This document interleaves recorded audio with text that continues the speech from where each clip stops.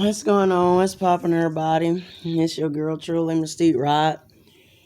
I guess it's another channel message. I guess they calling it.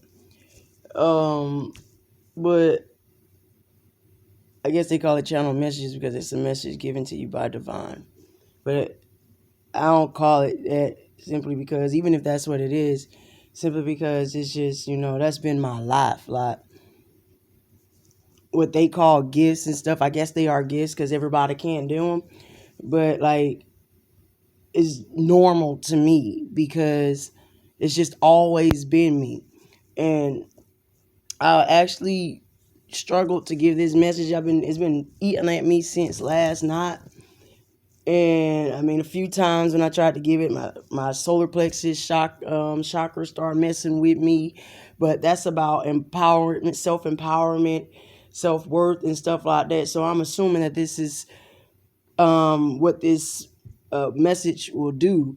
It would help empower you and increase your self-worth, I'm guessing. But it's like, when you live the experience with God, you literally see yourself in the Bible. And the way you see yourself in the Bible is by seeing yourself reacting, or should I say reenacting, your version of the stories in the Bible. And they become your strength, and you gain more understanding of them and things such as that. With that being said, I mean, you get to pick and choose sometimes who you want to be in the Bible. I mean, if you want a certain thing, then you just go find it in the Bible, figure out what the heck you got to do, and then do it wholeheartedly, and voila, magic, right? But for the first time, I never really thought that I would be Jonah in the Bible. And for y'all that don't know, Jonah is the one that was running from his calling from God. He just didn't want to do it because the place God was sending him to, he's like, those people, God, like, man, hell no. I ain't got no time for that and stuff. But in the midst of him going, he jumped on the ship trying to escape his calling. And a big storm came. It almost killed everybody on the boat. And Jonah was like, just throw me out. Because Jonah knew he was untouchable, bro. Like, wasn't no storm finna touch him. And that's when he got gobbled up by the whale, and for 3 days and 3 nights. And it released him on the shore, and he went to do his calling. And that's kind of how I feel right about now, about my life, because I don't know really how to explain it. I love people. I love being sociable, but I like my space at the same time. It's almost like a baby. You love the baby as long as it's not you. Like, you love holding and spoiling somebody else's baby because you get to get the baby back. And, you ain't really got to deal with the kid. That's kind of how I feel like it with my calling. Like, I don't want to do it. And that's just really what it is. Only because of all that it takes and all that it entails, and it puts me, I feel like, in a place that I don't want to be, which I guess is outside of my comfort zone, which is actually why I got my natal chart right here. There's a lot of people with astrology and tarot reader channel and all of that. A lot of that comes back down to astrology as well. And the thing about my astrological chart is that it's rare. I know y'all probably can't read it or understand what it's saying, but you see all that right there? Yeah, that's some awesome shit. That's what that is. But what we're here to contribute to our life or to society is our midheaven. And my midheaven is actually in Cancer. That's motherly love, nurturing, and things such as that. That's also my career. So that means my career is going to involve something that nurtures and give that motherly instinct out. And at the top half also indicates all the things that are happening to you in this life. And I know you can't really probably tell right now, but up here All of my boxes are empty. All my houses are empty. The only thing I have is my Chiron in my mental space, and that's the wounds that are keeping me down. And this is why I believe in astrology so much, is because I've always been into it, even as a kid. Is because just learning my own chart, I see myself in it, and it's true. My mind, the wounds that I've been through in life, it's a lot for me in my mind. It's hard for me to manifest. It's hard for me to overcome. It's hard for me to be productive and stuff like that because of this one little placement in my chart. But my North Node, which is what we're here to do, is in my 7th house, which is the house of relationships, partnership, and stuff like that. And so my duty is to, in order to achieve my purpose and my contribution back to society, I have to learn to build meaningful relationships with people, because I come from a place to, from what I've understood of codependency. I really feel like I was of a royal bloodline, and this chart really puts me on point with that. Meaning that I've never really had to do it all for myself. It's always been given to me, provided for me. And I don't know what I did to deserve all that, but that's just been my life. And I'm now living a life. My purpose is to gain my independence on my own, which it makes sense because since I was a kid, I was so independent, get it, and stuff like that. And I'm the same way today. Like, I like to depend on myself. A lot of people depend on me, but I'm learning that I have to break away from that too, because that is still codependent energy. Even if I am not the one that's being codependent on other people, I can't allow people to be codependent on me either, because I am simply putting them in the position that I once was. And if it wasn't healthy for me, then I know it's not healthy for them. And if I say I love them, then why would I do something to them that I know is not going to benefit them or me? Because I don't want nobody clinging on me like that.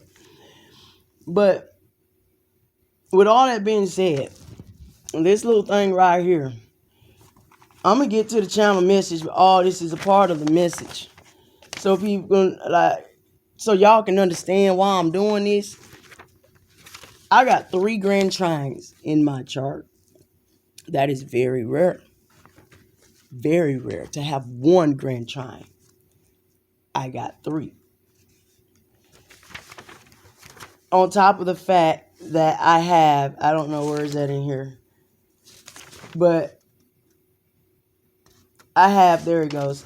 The trine aspect occurs the most, a total of 13 times in my astrological chart. That's a very unheard of thing. Like, that's a lot of trines. Trines are blessings. Trines are gifts. Grand trines are pretty much divine guidance, divine acknowledgement. Pretty much, I'm touched by God, bro. And that's what my natal chart shows at the very top. The top part shows what is happening to you. The things that are happening in life that are happening to your physical body. My houses are empty. I'm the only person that can touch me. That's why I'm divinely protected.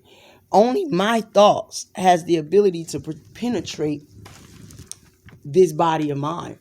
That also comes down to no weapons formed against me shall prosper, because no one has the ability to hurt me unless I allow. As also I'm seeing, that's also where's my fortune is at up there as well. That little X up there is in my fortune. So in my mentality and stuff like that. So if I fix my mind, this is what my chart is telling me. If I fix my mind, I can change my life. And that's really what it is, which leads to why I do what I do, darlings. With that being said, I do these videos because I feel led to. And it's also me stepping outside of my comfort zone because I just don't want to put myself out there like that. But that's also a part of the thing I'm supposed to be doing. Moving from the shadows to the spotlight. And so I was figured I'll name this video Whoops Upside Your Head. I'm an 80s baby, bro. Like, just simple as that. And I'm gonna relate to you how I come from a time in which I come from, and I pray that I can do it in a way to where you too can relate to it, even in the time in which you were in, no matter what time you come from. And it's like that because it's the way this message originally came to me. I was watching videos and stuff like that on black relationships, trying to understand the rift and the raft between black men and black women. And it's a lot of black women out here that, honest to God, feels that black men hate them. I am one of those black women. And there's a lot of black men out there that just say black women too strong, they too angry, they bitter, and things such as this. And I don't feel like getting into the debates of gender. I've traveled that road of expressing myself and all the backlash that comes with it, which is also why I kind of don't even want to, I'm not so gun-ho about this calling and stuff like that, because I don't want to hear your mouth, bro. And I'm just being honest with you. Like, I know you can't stop people from running their trap, but like, I'm just saying, I don't want to hear your mouth. But you know what it is, what the fuck it is, so whatever. And I found myself getting so frustrated with this journey because, man, I don't like people, bro. I do, but I don't. And it's like, I like people, I don't like their ways. And I realized, like, man, fuck adults. Like, man, I ain't worried about adults right now, man. Like, y'all rooted, bro. Like, y'all are who you want to be. Nobody can tell us what to do as kids. I know can't nobody tell you what to do as a child. I mean, adult. And I ain't even trying to tell nobody what to do. I'm simply giving you a different perspective. And you backlash it only because you don't respect my perspective. You know what? That's cool. Whatever. I've been a black sheep my whole life. So I'm used to being left out is what I'm telling people. So all these assumptions of people thinking they know me, nobody would ever know me. I don't give a darn. Like, I don't even really know myself, and that's good for me because that means there's always another part of me I get to explore and I get to learn and stuff like that. So people think I'm addicted to love and stuff like that, but I'm really not. So maybe I feel like my purpose was geared towards relationships and stuff because that affects me as a black woman. And like, I have to get this off of my chest because of my Chiron is holding me back. So I'm going to just be real with it. I do feel like black men hate black women. And I'm not speaking for any other race of men. I know other race of men do belligerent and obscene things to women as well.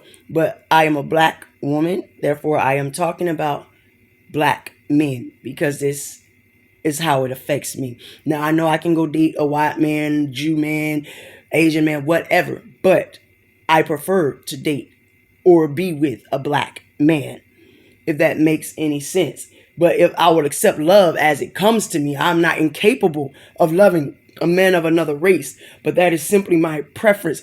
And that is only my preference, first off, because I want to love what I create. I create black men. I created 3 black men. So, as a child, like a little girl, I loved being a girl. I loved being a woman, that one day I would be a woman. I was so happy.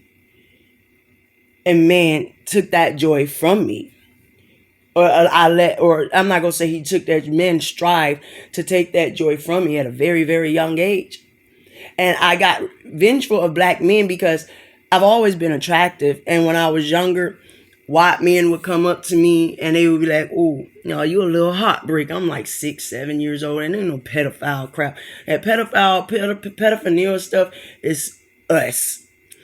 It is okay to compliment a child as an adult without it being sexual. That was simply them acknowledging and recognizing what I was bound to be. And they would always give me things. I was always been given stuff. And people put these concepts in my head because of their experiences in life that you gotta stop taking stuff from people. They want something. You go mess yourself up. You go end up in the wrong situation. And this was no thought for me because it's never been my experience in life. People always give me stuff and have never asked for anything in return. And therefore I've considered myself blessed as a child. But people said I was naive even as a child because I seen the world for what it was to me. I didn't see the viciousness, even though I had at this point been sexually abused at that age. I don't know. I guess my mind was shielded from it. So it didn't really affect me like that. But as I got older and older and older, like, my love for men faded. And I'm not going to say it faded. I guess I know I said it, but I despised my love for men. And so I never wanted to get married because I didn't want to deal with the cheating. I didn't want to deal with the belittlement. I didn't want to take the risk of falling in love with a man, for him to give me kids, build my whole life with him, only for him to dip off because he want random pussy or whatever it may be. And stuff like that. I just didn't want to deal with it. So I felt like it would be best to just stay to myself and never even have kids. But I see now why at an instant my mindset had changed. And naturally I gravitated towards wanting a husband and kids. And people thought my daddy had brainwashed me because I started developing that mindset when I started living with him versus my mom and him. And so it was more religious, and a woman had a place and stuff like that. And I began to become more feminine in myself. But then the more feminine I got, the more attention I got. And that's fine, but it was not the best attention. So I started to hate my femininity. I hated being a woman. And when I tried to express myself, I wasn't the only one. And we were just said to take it. Just not saying it to church or anything. I'm not even talking in particular. I'm just talking.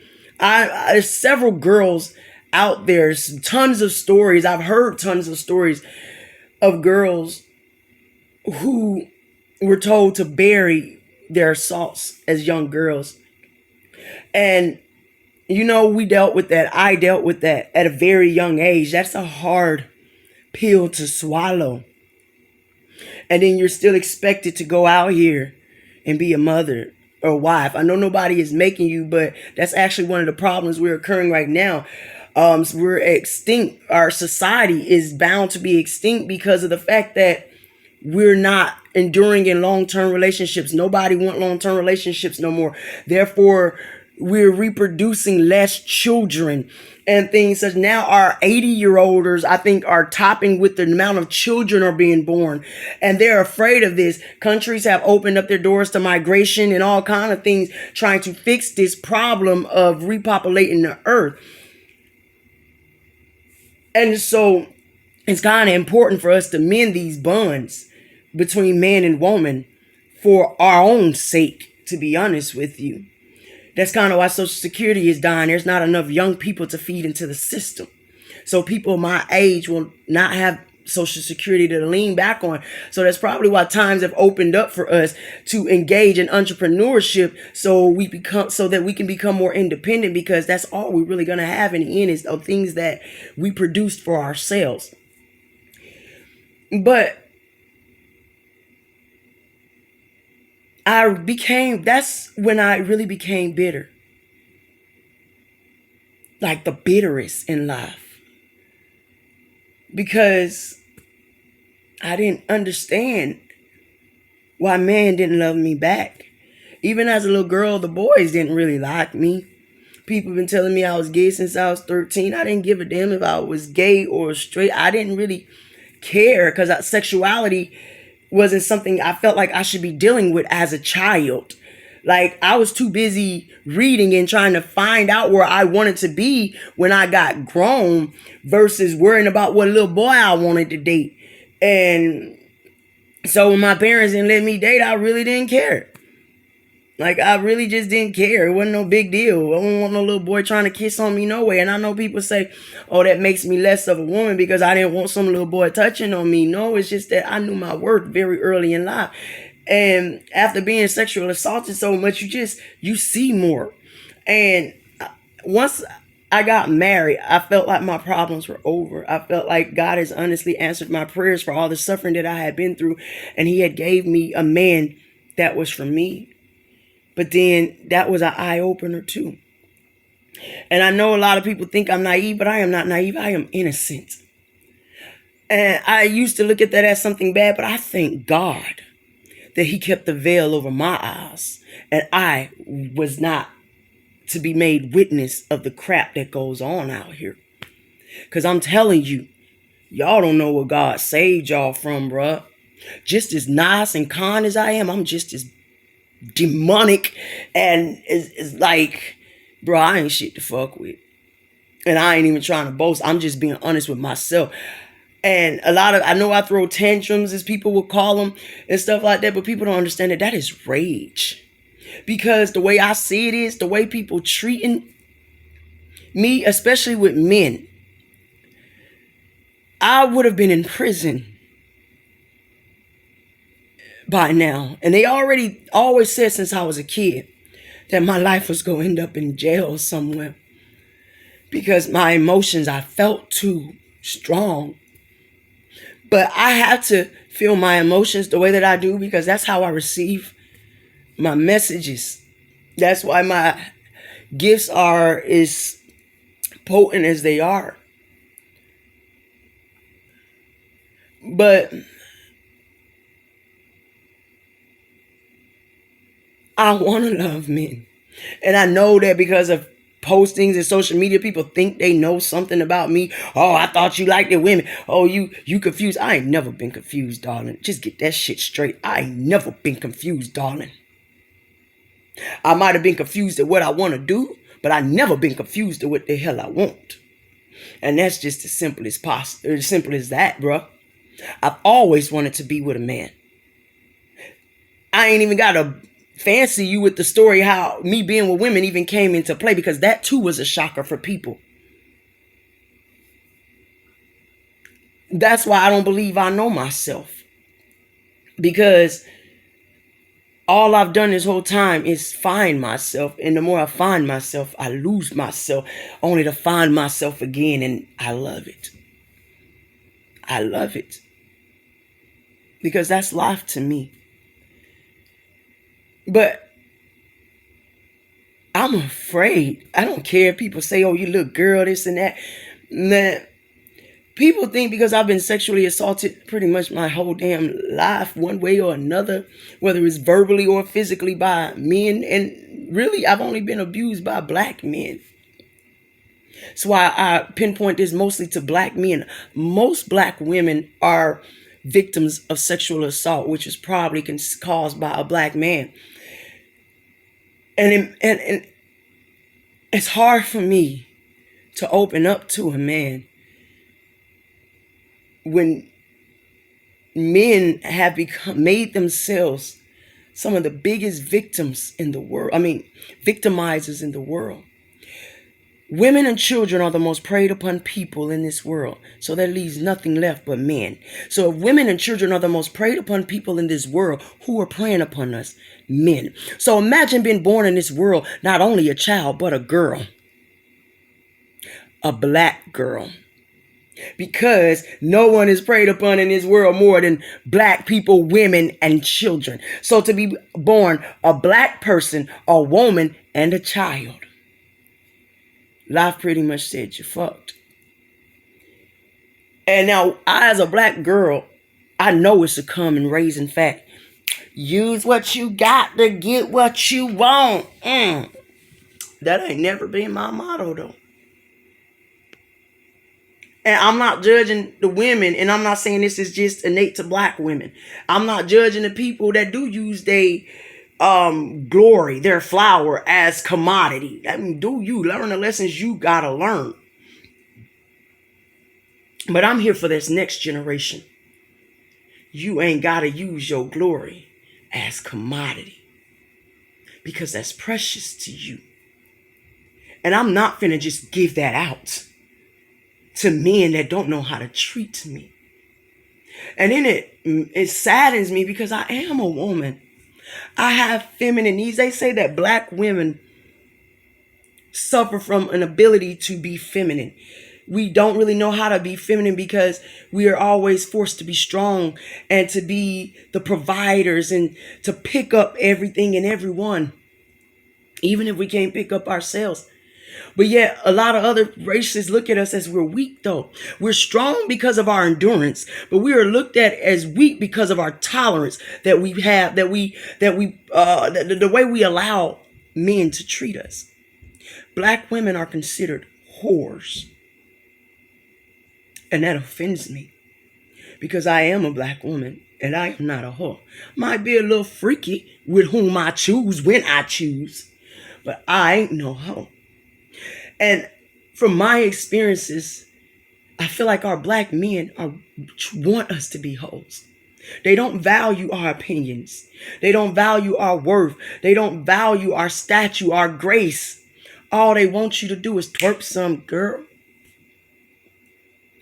They are, from my acknowledgement and experience, the only race of man that thinks their women deserve nothing. And if thou do, I would stand corrected. But I'm not finna just listen to what the heck you're saying. I'm going by what I see in the world today. Black men don't want you to state statistics, but I'm telling you what I see in the world today. And most of you black men are talking about this crap. You are the primary black men we're talking about. Most of y'all running around here cheating on y'all women and stuff. And one black man did admit to say it's the ego, but he was so aggressive in stating his thing. Is like he was mad to admit that you fucked over your woman, bro, drastically. And you couldn't take it if she did it to you. That's the thing is, and then another man, which was a white man, say, oh, women don't want men to be men no more. No, that's not the problem, darling, because we have embraced y'all manhood for way too long. We embraced your manhood for so long, we forgot how to be a woman. We forgot that we were women. We spent so much time in your manhood. The thing is, men don't want women to be women. You want your dick sucked, but you don't want her to suck a dick because you're afraid you don't want her to suck a dick good because she might go suck another dick. Why? Because you're afraid that being a woman means acting like a man. Are you afraid of what it means for a woman to be a woman? Now, man is so quick to say that we can't tell him what to do because he a man. We don't know nothing about being a man. But what makes you think you know anything about being a woman? What makes you think you have the right to tell me what it means to be a woman? I get so tired of these niggas. Oh, I want a girl with her nails done all the time and she need to stay did up. And these little heifers out here be like, he don't want you, girl. He want this and he want that. Really, darling? How can a man tell me so much of what he expect out of me, but then turn around and tell me I ain't got no say so in what I want out of him? Because he just go be him. And I'm supposed to be what he want me to be. That's my problem. That's not even my problem. That's why I don't want to be with a man. I don't want to deal with that. And I know that ain't every man out there cool. But I don't mind building with people. They say black women are addicted to struggling. We are afraid to date wealth or marry wealth. We are afraid we feel like we're obligated to be a ride or die. And I know looking at my life, people think that I might have been too submissive, but I don't like that word too anything. I'm going to be too anything. You either submissive or you're not. I don't live my life based off of other people, darlings. Everything I do it for me. How can I ever own my dominance if I've never owned my submission? I can't be submissive without knowing dominance. I can't be dominant without knowing submission. I am simply balancing my life. in everything I do. It might have took me 15 years to master it, but I got it done.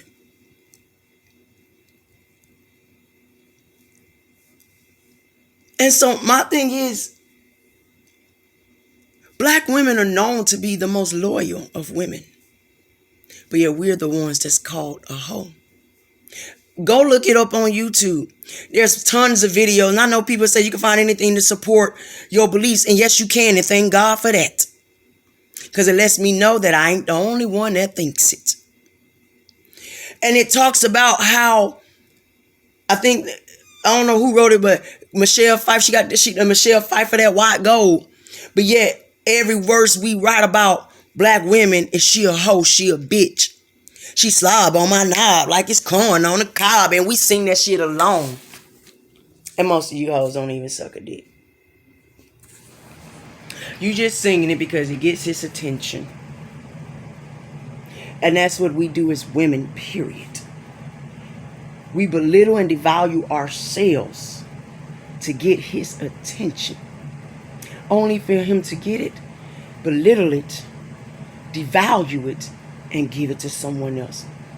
Oh, it's plenty of women out here. So they feel like, why do I got to give my time to one? But there's only one of me out here. And you got to make yourself something valuable. Because like they say, there's plenty of women out here. Well, I ain't plenty of women. I am me. And I never plan to be an option, although people strive to make me an option. That's their choice. Just like it's my choice not to be an option. You either want me or you don't. That's the way I see it, because that's the way I live. I either want you or I don't. I am proud of 3 black men that I brought into this house, in this world. And you know, I had to change the way that I speak about men, because my sons, even though they're little boys, they consider themselves as black men. When I speak of black men, they say, Mama, that's kind of offensive. And you know, I had to change myself, because I don't want to put that poison in my sons' heads that Mama automatically think I ain't gonna be shit simply because I'm a black man, and that ain't the truth. I have faith in what I brought into this world. I ain't trash, therefore I don't produce trash. My problem is, black man, you come from black woman. There would be no black man if there was not black woman. So how can you belittle your mothers, your sisters, and your daughters in such a way is what I don't understand. Black women praise black men. I don't care what y'all say. Yeah, they might take y'all money, but all you made them was pussy, bruh. When all you look at women as is pussy, why would she not take your money? I don't allow myself to be looked at as pussy. That's why I don't take these Negroes' money, because I don't want your money. Don't need your money. I'm already abundant, and I know that pushes you away because you want me to need you. I do. I need you to be a man. I need you to be the masculine figure in my life so that I can be the feminine energy in your life and in mine. One of the